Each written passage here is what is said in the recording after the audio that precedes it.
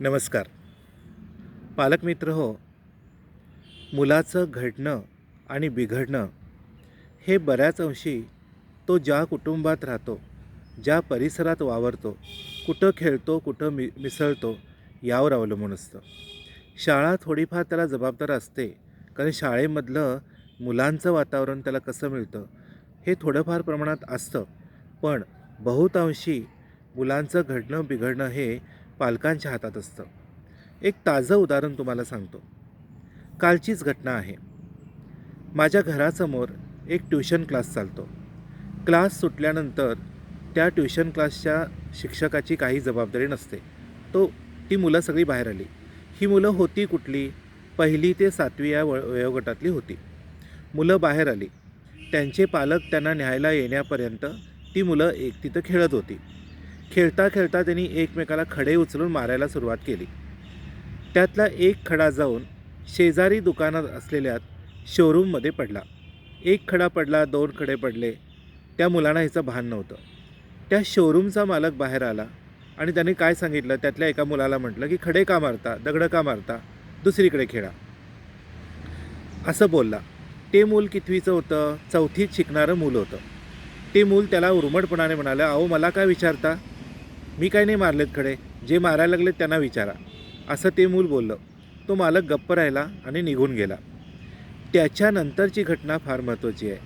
ते 4थीत शिकणारं मूल शेजारी बांधकाम सुरू असलेल्या ठिकाणी गेलं आणि त्यांनी तिथे एक काठी शोधली आणि तिथून तो रडत आला आणि त्या दुकानदाराच्या दुकानासमोर जाऊन थांबला आणि काय म्हणाला, बाहेर ये, तुझं दाखवतो. बरं, लगेच त्यांना आश्चर्य वाटलं, असं का व्हायला लागलं? तो म्हणाले, मी दगड न मारता तू मला जाब का विचारलास? मी आता तुला मारल्याशिवाय राहणार नाही. एवढंसं मूल. ही आश्चर्यकारक घटना आसपासच्या लोकांनी पाहिली आणि त्याला घेऊन आले. तर तो काठी घेऊन नाही म्हणाले, त्या मालकाला आधी बाहेर बोलवा, त्यानं माझी माफी मागितली पाहिजे. 4थीतलं मूल, लक्षात घ्या. नाहीतर मी त्याचा गेम करणार. आता गेम करणार या गोष्टीचा अर्थ 4थीतल्या मुलाला माहीत असेल काय?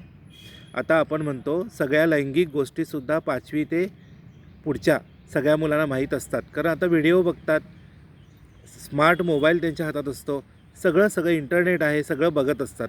म्हणून थोडीफार कल्पना त्या मुलाला आलेली आहे. त्यामुळं गेम करणंसुद्धा कदाचित माहीत असेल. आमच्या पिढीला हे माहीत नव्हतं. त्या मुलानं तिथं प्रचंड गोंधळ घातला आणि जवळजवळ 10-12 लोक आले, त्याला सावरत होते, आवरत होते त्याला. नाही म्हणाला, त्या मालकानं माझी माफी मागितली पाहिजे, मी काही दगड मारलेले नाही, मला न मारता, मी गुन्हा न करता त्यांनी मला का विचारलं. मी प्रत्यक्ष त्या घटनेचा साक्षी आहे. त्या मालकाने फक्त एवढंच बाहेरून सांगितलं की दगडं का मारता, दुसरीकडे खेळा. अत्यंत सोबर मालक होता, स्वभावाचा, शांत. तेवढं सांगून तो निघून गेला. त्याचा इश्यू हे एवढ्याशा मुलानं केला आणि त्यांनी जो गोंधळ घातला तिथं, प्रचंड प्रमाणातला रस्त्यावर गोंधळ घातला.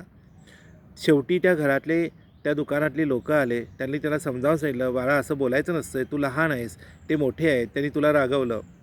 या घटनेतून काय दिसून येतं की आजकाल मुलांना सरकून बस म्हणायची सुद्धा सोय राहिलेली नाही. शिक्षक तर आता घाबरलेलेच आहेत. शिक्षकांनी कोणतीही ॲक्शन आता मुलांवर घ्यायची नाही, कारण आता तक्रारी होऊ शकतात. मूल काहीही बोलू शकतं. त्यामुळे पूर्वी ज्या शिक्षा होत्या त्या थांबल्या. ठीक आहे, तेवढ्या कठीण शिक्षा देऊ नये या मताचा पण मी आहे. पण थोडं रागवलं पाहिजे, थोडं समजावून सांगितलं पाहिजे. एखादी थापट मारली तरी काही हरकत नाही, पण मुलाला कळलं पाहिजे की हे माझं चुकलं आणि शिक्षक हे अधिकारवाणीनं सांगतात किंवा शेजारचे ज्येष्ठ लोक आहेत ते आपल्याला काहीतरी अधिकारवाणीनं सांगत आहेत, त्यात आपलं कल्याण आहे, हे मुलाला कळलं पाहिजे. पण हे समजावून सांगणार कोण? पालकच. पालकांनी घरात संस्कार करायला पाहिजेत. पण येणारी पिढी, असलेली पिढी, 30 ते 40 वयोगटातले जे पालक आहेत ते कोणत्या संस्कारात वाढलेत हे लक्षात घ्या.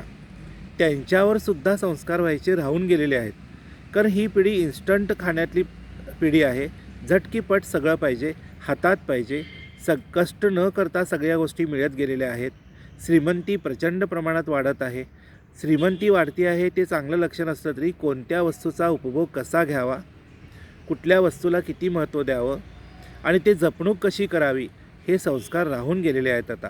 आणि त्याचाच परिणाम म्हणून ही जी अत्यंत लाडावलेली मुलं आहेत की नाही, त्याचे हे परिणाम दिसत आहेत. आणि ही मुलं बघ अशी भाषा बोलतात. आज मला सांगा, त्या मुलाला कोण काही समजावून सांगेल काय आयुष्यामध्ये? कारण ते मूल जर इतकी टोकाची भूमिका घेतं तर त्याच्या वाटेला कोण जाईल काय?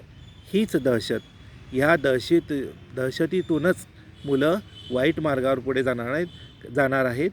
कारण आपण दहशत माजवली किंवा अधिकार गाजवला किंवा अशी काहीतरी गेम करण्याची भाषा बोलली तर जग आपल्याला घाबरून राहील, सगळे आपल्या पायाखाली राहतील. ही जी भावना वाढीस लागते हीच कुठेतरी वाईट संगतीला लावू शकते किंवा वाईट मार्गावर नेऊन पोचवू शकते. त्याचा अंत हा वाईटच असतो. हे संस्कार नव्हेत.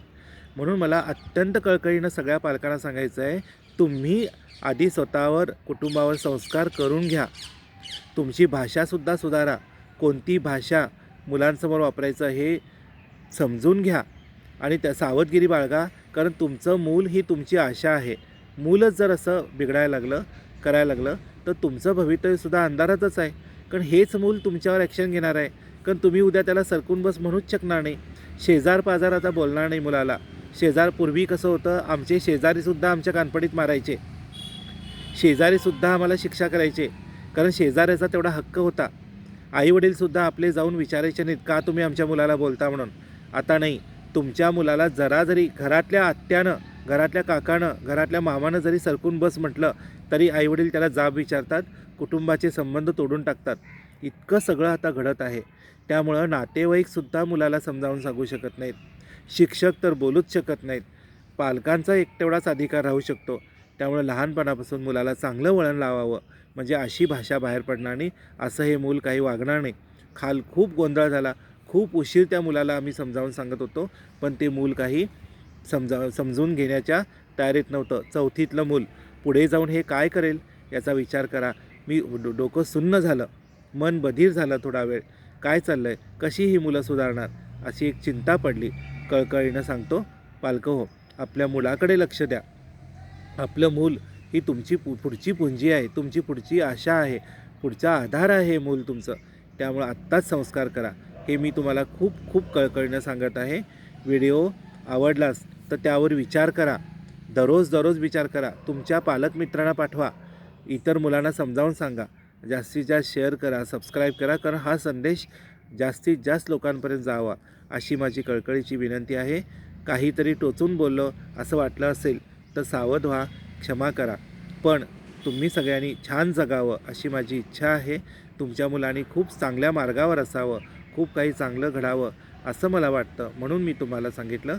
खूप खूप धन्यवाद.